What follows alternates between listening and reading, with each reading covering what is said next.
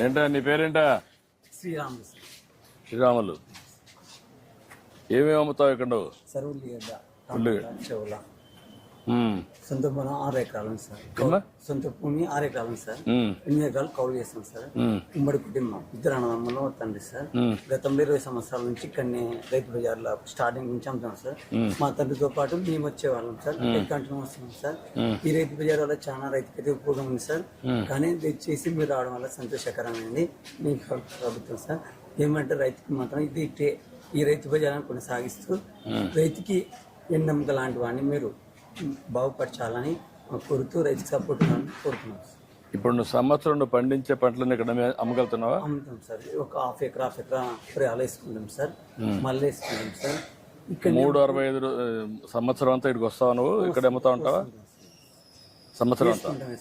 రోజుకు ఏ మాత్రం వస్తుంది ఆవరేజ్? ఈరోజు చోలు వేసుకొస్తే రేపు బెండ సార్. బెండ వేసుకొస్తే టమాటా సార్.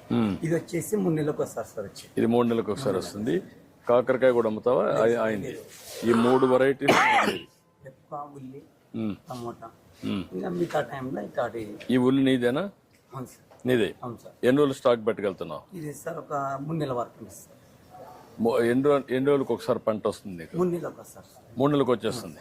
అంటే నాటిన కానించి 3 నెలలు సార్. కాదు, సీజన్ ఏం అవసరం లేదు. 3 నెలలకు వస్తారు సార్. 3 నెలలకు పంట వస్తుంది. 3 నెలలు నువ్వు పెట్టుకోగలుగుతావు, ఇక్కడ అమ్మగలుగుతావు. అమ్ముతావు. స్టాక్ పెట్టుకొని 10 ఒక నెలలో అమ్ముకుంటా సార్. మళ్ళీ 3 నెలల తర్వాత మళ్ళీ వస్తా ఉంటుంది, మళ్ళీ అమ్ముతాడు. వస్తుంది సార్.